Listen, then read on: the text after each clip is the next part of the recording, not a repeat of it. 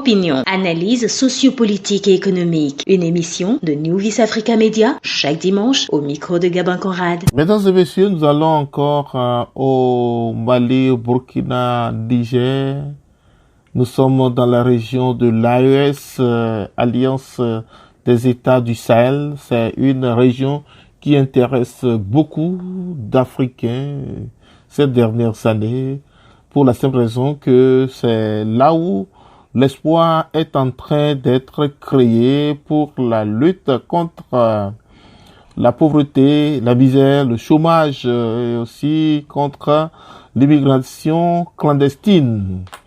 Sans exagérer dans les observations, cette région d'Afrique qui vient de naître en matière de confédération pour l'équilibre des acquis fondamentaux, le développement est bel et bien l'Alliance des États du Sahel.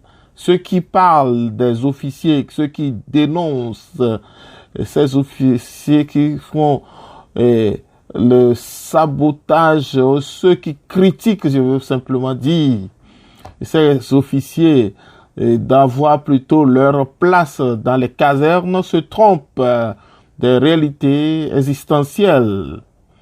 Ceux qui parlent de ces officiers d'avoir quitté leur domaine professionnel pour se donner à la politique ou prendre le contrôle de ces États se trompent sur ces réalités existentielles, car les grandes nations qui ont réussi à atteindre leur croissance en matière de développement sont dirigées par des anciens officiers des armées.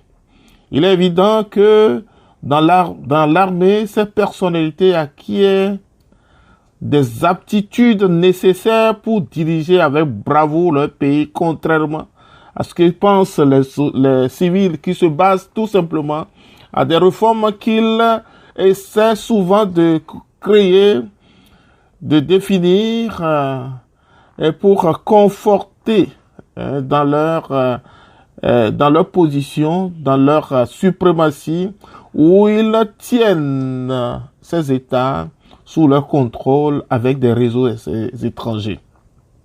Et signent des partenariats avec ces réseaux étrangers pour garantir leur long séjour et impunité après leur fonction. Avec l'armée, c'est la discipline, le patriotisme, l'attachement aux valeurs acquis. Cette armée, c'est l'armée, il revient donc à l'armée de prendre sa responsabilité. Et c'est ce que font ces officiers qui font aujourd'hui la fierté de l'Afrique. L'AES doit être considéré comme un vaccin, selon certains, comme un vaccin contre le sous-développement, la misère et la pauvreté. Avec les derniers développements de ces régions, on est rassuré de voir l'Afrique se développer en s'appuyant sur la gestion efficace de ses ressources. Avec cette mission de l'AES, l'immigration clandestine va bientôt connaître un grand recul. Les hommes et les femmes qui s'aventurent pour chercher en Occident et quelques moyens de subsistance vont retrouver sur place le bien-être, le peu dont ils ont besoin pour survivre et s'occuper de leur famille. L'AES est un futur Eldorado que tous les Africains doivent aider à se développer et à continuer dans sa mission de croissance économique, de défense de l'intérêt, de souveraineté et pour le bonheur de tous les Africains. L'AES est à encourager, l'AES est à défendre, l'AES est à protéger. L'AES, ce n'est pas tout simplement pour cette région, mais c'est pour toute l'Afrique. Mais pour toute personne de bonne volonté, l'AES est un modèle de développement, est un modèle de dépendance, de souveraineté. Car là où se développent aujourd'hui des structures, de grands projets de développement, malgré qu'ils font face à l'insécurité, on a des indices très intéressants qui prouvent tous ces efforts, tous ces avancées sur le chemin de développement. L'AES est encouragée. Merci, mesdames et messieurs, de nous suivre dans cette émission avec notre ami Abdul Bak Abdul Karim. Merci d'être venu. L'AES, une région qui a dit l'AES, un vaccin contre le sous-développement. L'AES pour la liberté. L'AES pour la protection des valeurs culturelles, morales africaines. L'AES, l'avenir de demain. L'AES pour tous les Africains. L'AES pour un développement crédible de du panafricanisme. L'AES pour tous. L'AES, que vive l'AES, pour que vivent les Africains, pour que vive l'espoir et la promotion humaine à travers tous ces efforts qui se font. Nous disons donc merci à vous, chers auditeurs, de nous suivre dans notre mission Opinion. Je suis au micro, comme c'est déjà annoncé, Gabin Conrad, et je serai avec mes invités. Aujourd'hui, nous avons notre ami, le philosophe Abdul Bak Abdul Karim. Opinion, analyse sociopolitique et économique. Une émission de New Vis Africa Media, chaque dimanche au micro de Gabin Conrad. Le Mali, le Burkina, le Niger font aujourd'hui des efforts en matière de développement. Qui peut croire qu'aujourd'hui, des gens peuvent quitter la diaspora, quitter l'Occident pour s'installer dans cette région? Qui peut croire qu'aujourd'hui, on arrive à créer plusieurs projets de développement? Qui peut croire qu'aujourd'hui, des Maliens, des Burkinabés, des Nigériens puissent se sentir fiers d'être dans leur pays sans s'inquiéter, sans chercher le bonheur ailleurs? Qui peut croire qu'aujourd'hui, on puisse parler du Mali, du Burkina, du Niger avec beaucoup de respect? Voilà ce que c'est.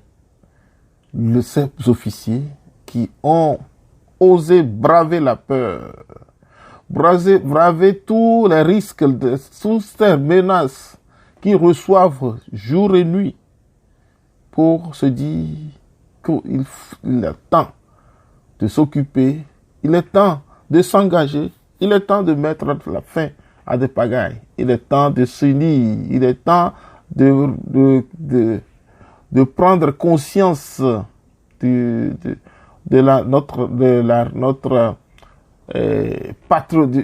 temps de prendre conscience du devoir citoyen. Il est temps de s'engager. Il est temps de se mettre au travail. Il est temps de protéger les acquis. Il est temps de défendre les intérêts des pays. Il est temps de construire une région, un espace humain où l'homme peut se sentir libre et atteindre son développement intégral. C'est là l'AES dont on parle. C'est le Mali, le Burkina, c'est le Niger. L'AES, c'est là où regardent aujourd'hui les Africains, même depuis l'Occident. C'est là où l'espoir est en train de naître. C'est là où les Africains pensent s'installer. C'est là où les sociétés veulent investir. C'est là où même les Occidentaux veulent signer des contrats de partenariat en matière de développement. L'AES, c'est l'espoir de demain. L'AES, c'est la croissance. L'AES, c'est le développement. L'AES, c'est la croissance, le développement et la promotion humaine. L'AES, c'est l'espoir du demain. L'AES, c'est pour tous. L'AES, c'est le panafricanisme. L'AES, c'est là où chacune se sent libre. L'AES, c'est là où des gens sont fiers de dire qu'ils sont nigériens, qu'ils sont burkinabés, qu'ils sont maliens, qu'ils sont africains. L'AES, avec notre ami, nous laissons notre ami Abdoul Bak Abdoul nous dire plus. Merci de nous suivre. Opinion, analyse sociopolitique et économique. Une émission de New Vice Africa Media chaque dimanche au micro de Gabin Conrad. Bonjour Monsieur Gabin, bonjour chers fidèles auditeurs de New Vice Africa. Alors Monsieur Gabin, comme vous avez le génie de le faire, et le thème du jour qui fait objet de notre opinion est un thème très intéressant qu'il faut vraiment aborder afin que nos fidèles auditeurs de New Vice Africa sachent ce qui se passe dans les pays de l'AES et notamment au Burkina Faso pour ce qui est de la réalité socio-politique. Alors, Monsieur Gabin, ce que je voudrais commencer par souligner, c'est ceci. Vous savez, il n'y a pas de développement dans un pays sans souveraineté. Le point de départ de tout développement, c'est la souveraineté. Et c'est quoi la souveraineté? La souveraineté, c'est le pouvoir que possède un État de décider de sa trajectoire conformément à ses réalités socio-culturelles. Et nous le savons aujourd'hui, M. Gabin, tout développement part d'abord de l'endogénéité, part d'abord de la culture, part d'abord, d'accord, de l'histoire, part d'abord, d'accord, de la capacité d'opérer un choix entre deux options par rapport à ce qui arrange le pays. Et je pense que ce combat, les pays de l'AES, de façon générale, l'ont déjà mené et l'ont réussi. C'est-à-dire le combat de la souveraineté. Il n'est plus question qu'un pays étranger vienne dicter quoi que ce soit à l'un de ces pays-là. Et nous savons très souvent, ce qui est dicté de l'extérieur ne va jamais de votre intérêt. Parce que, comme nous l'apprenons déjà, le général de Gaulle, par exemple, la France n'a pas d'amis, elle n'a que des intérêts. Donc, tous les pays dans le monde, dans leurs relations coopératives, cherchent et défendent leurs intérêts, M. Gabin. Donc, c'est le premier pas, c'est le premier combat qu'il faut saluer, celui de la souveraineté, celui de la capacité des dirigeants de l'AES d'analyser, d'étudier en fonction de leurs intérêts ce qu'il faut opérer comme choix au grand bonheur de leur population. Opinion, analyse sociopolitique et économique. Une émission de New Vice Africa Media chaque dimanche au micro de Gabin Conrad. Alors, pour aller plus loin, M. Gabin, je vous assure tout ce qui se passe aujourd'hui dans les pays de l'AES, c'est quelque chose de très grand. C'est quelque chose de grandiose qui se fait en silence. Parce que vous savez, le développement ne se décrète pas du jour au lendemain. Le développement ne se télécharge pas.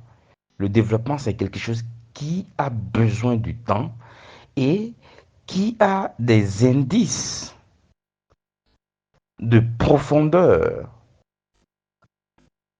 par rapport auxquels on peut déjà se dire que tel pays, dans telle période, dans 3 ans, dans 5 ans, dans 10 ans, attention, va étonner le monde. Et c'est ce qui se passe au Burkina Faso, Monsieur Gabin. Vous voyez d'abord les usines qui ont été lancés depuis l'avènement de eBay au Burkina Faso. Je crois qu'on doit atteindre ou tourner autour de 5 usines, hein, en combien d'années? À peine 2 ans. 5 usines, Monsieur Gabin. Il y a eu une usine de transformation de tomates pour la souveraineté alimentaire. C'est très important. Il y a eu une raffinerie d'or qui a été construite, d'accord, ou bien qui est lancée, qui est en cours de construction, qui est construite même, je veux dire, pour que l'or soit raffiné sur place. Parce que nous savons que le problème des pays africains, c'est celui du manque de transformation de nos minerais sur place pour pouvoir générer, d'accord, de la plus-value lorsque cela est vendu à l'international. Il y a eu également tout récemment l'usine de fabrication des pneus et chambres à air plutôt, lancée au Burkina Faso. Il y a eu la construction de centrales nucléaires avec la Russie, Monsieur Gabin. C'est ça les indices véritables du développement d'une nation. C'est-à-dire, ils se sont attaqués aux racines en même temps du sous-développement de l'Afrique. Et je vous assure que vous allez voir d'ici 5 ans, si IB est encore là, et nous allons souhaiter qu'il soit là, et nous allons le défendre, nous allons tout faire pour qu'il soit toujours là, le Burkina va changer de façon radicale. Parce que les dirigeants actuels ont su s'attaquer, Monsieur Gabin, d'accord, au problème réel du développement de l'Afrique. Ils ont su analyser. Et comme je vous le disais, le premier problème, c'est celui de la souveraineté. La souveraineté signifie que vous avez pris votre destin en main.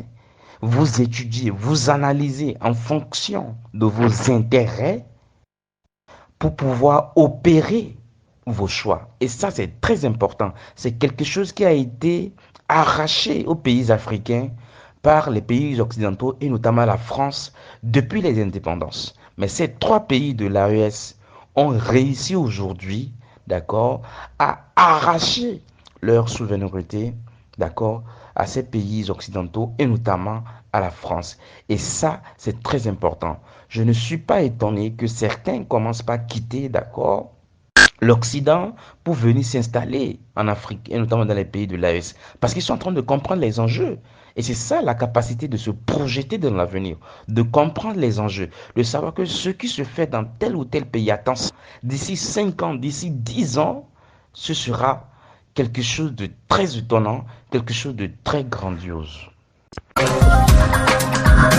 Opinion, analyse sociopolitique et économique. Une émission de New Vice Africa Media chaque dimanche au micro de Gabin Conrad. Vous savez, Monsieur Gabin, lorsque il y a eu coup d'État au Niger, qu'est-ce que nous n'avons pas entendu? Les gens sont allés jusqu'à dire que le Niger ne tiendrait pas 2 semaines. On a écouté l'ex-ministre de l'économie et des finances sous Mohamed Bazoum sur les plateaux de France 24 en Modovision qui a dit que lui connaît son pays, qu'il a été ministre de l'économie et qu'il a été premier ministre au Niger sous Bazoum et que le Niger n'allait pas tenir 2 semaines. Aujourd'hui, on ne parle plus de 2 semaines, Monsieur Gabin. On ne parle plus de 2 semaines, on parle des mois et bientôt des années que le général Abdourahmane Tiani est là. Et voyez ce qui se fait au Niger. Je vous rappelle que pas plus tard que quelques jours, Monsieur Gabin, le Niger s'est entendu avec la Russie pour la production des satellites. Un satellite de télécommunication, un satellite de télédétection et un satellite sécuritaire qui leur permet, d'accord, de maîtriser ce qui se passe dans l'espace AES plutôt, dans l'espace AES, pour pouvoir voir aussi le mouvement des djihadistes, des terroristes, afin que les drones puissent les frapper comme cela se doit, Monsieur Gabin. C'est très important. Je ne vais pas revenir sur ce que j'ai dit par rapport au Burkina sur la construction des usines. Vous allez retrouver ça dans tous les 3 pays de l'AES, que ce soit au Mali et au Niger. Pour ce qui est du Niger, je vais aborder la question sociale même, pour que vous puissiez comprendre. Est-ce que vous savez, Monsieur Gabin, que tout récemment, Abdourahmane a pris la décision selon laquelle les frais de santé au Niger ont été réduits de 50%. Les frais de santé ont été réduits de 50%. Et l'accouchement au Niger actuellement est gratuit, monsieur Gabin. Je dis bien gratuit. Et je pense que cette décision a été mise en œuvre depuis le 1er septembre passé. L'accouchement est gratuit. Les frais de santé ont été réduits de 50%, monsieur Gabin. 50%, ça veut dire que avant Abdourahmane Tiani, avant l'avènement d'Abdourahmane Tiani, si un Nigérien devrait se soigner par mois, ou bien devrait dépenser par mois 20 000 dans sa santé, aujourd'hui c'est 10 000. Et l'accouchement, je vous dis, c'est gratuit. Ça, c'est un aspect, ça. Et vous savez que le 1er novembre passé, il y a eu une réduction drastique des frais de dédouanement des motos, qui était, je pense, à quelque chose de 50 et quelques mille, passé à pratiquement 23 000. Donc, ça a été cassé de moitié, monsieur Gabin. Voilà des indices, d'accord, de la situation sociale au Niger. Monsieur Gabin, nous savons, par exemple, moi je vis ici au Bénin, et je vais prendre cette comparaison entre les deux pays, parce que nous sommes encore dans le giron français, nous sommes sous domination française avec notre régime actuel, il faut le dire, c'est la vérité. C'est la vérité, monsieur Gabin. Prenez par exemple le prix du gaz. Le prix du gaz. Le 6 kilos ici au Bénin, officiellement, je pense que le prix c'est 5300 et quelques. Au Niger, monsieur Gabin, le 6 kilos est à 1800. Je dis 1800, ça veut dire que c'est environ 3 fois moins cher au Niger qu'au Bénin, monsieur Gabin. Vous prenez le prix de la tonne du ciment, monsieur Gabin. Au Bénin, ici, je pense que le prix officiel doit tourner à quelque chose de 80 et quelques mille. Mais au Niger, c'est entre 49 000 à 59 000. Parce que ça dépend des zones, compte tenu du déplacement et, pour les tonnes de ciment. Je pense qu'à Tawa, dans le département de Tawa, ça doit tourner autour de 55 000, quelque part 49 000, quelque part 59 000. Alors que Bénin ici, ça dépend des zones, c'est jusqu'à au-delà de 80 000 la tonne de ciment. Mais monsieur Gabin, que voulons-nous en réalité? Que veulent les populations africaines? C'est ça que nous voulons. Et pourtant, on a vu comment le Niger a été lâché, comment des sanctions ont été prises, non seulement par l'Occident, mais également par la CEDEAO à l'encontre de ces pays de l'AES. Malgré cela, ces pays réussissent, d'accord? Malgré cela, ces pays sont sur la bonne voie, sont en train de semer les véritables graines du développement d'un État. Et j'ai dit, tout commence d'abord par la souveraineté, la capacité dont vous disposez de décider vous-même de votre destin en fonction de vos intérêts. Parce que quand c'est quelqu'un qui décide à votre place, la personne décide en fonction de ses intérêts. Mais quand c'est vous qui décidez, vous décidez en fonction de vos intérêts. Donc, monsieur Gabin, je pense que voilà ce que nous pouvons dire de la situation sociopolitique et de façon globale dans le pays de l'AES, sans évoquer le Mali, où nous savons déjà que sur le plan militaire, parce qu'aujourd'hui, c'est le premier combat. Le premier combat, c'est celui de la sécurité. Et comme le disait Cheikh Anta Diop, il n'y a pas de développement sans sécurité. Aujourd'hui, on sait que l'armée malienne fait bonne figure dans la sous-région. Et même sur le plan sociopolitique également, je ne vais pas revenir là-dessus, vous allez trouver les mêmes choses, la construction des usines, des décisions humanitaires, sociales qui ont été prises. Qu'est-ce que nous voulons, M. Gabin? Donc c'est pour vous dire que les pays de l'AES sont sur la bonne voie. Nous allons espérer d'ici 5 ans, 10 ans, vous allez voir que la plupart des autres pays africains vont rejoindre l'AES. Parce que l'AES, ce sont les États-Unis d'Amérique, et je dis d'Amérique, d'Afrique en miniature. L'AES, c'est, d'accord, le chemin de la libération de l'Afrique. C'est le chemin de l'indépendance de l'Afrique. C'est le chemin de la prospérité de l'Afrique. Opinion, analyse sociopolitique et économique. Une émission de New Vice Africa Media chaque dimanche au micro de Gabin Conrad. Mesdames et messieurs, nous sommes arrivés à la fin de cette émission Opinion sur l'AES, une région très réputée aujourd'hui, une région qui inspire confiance, une région qui attire la diaspora africaine, une région qui attire le monde, une région qui est considérée comme la mieux indiquée pour investir. L'AES, le Mali, le Burkina, le Niger, l'AES, l'avenir de demain. L'AES, un siège du panafricanisme. L'AES, l'Eldorado que tout le monde peut rechercher pour promouvoir. L'AES où on peut trouver le bonheur. L'AES pour moi, l'AES pour vous, l'AES pour nous tous, l'AES notre avenir, l'AES l'avenir du monde, l'AES pour la promotion humaine. Merci de nous suivre et je remercie également notre ami Abdul Karim qui était avec nous. Merci à vous tous et à très bientôt. Je suis au micro, Gabin Conrad. Opinion. Une émission de New Africa Media. Opinion, parcours et analyse des situations sociopolitiques et économiques sur le continent africain.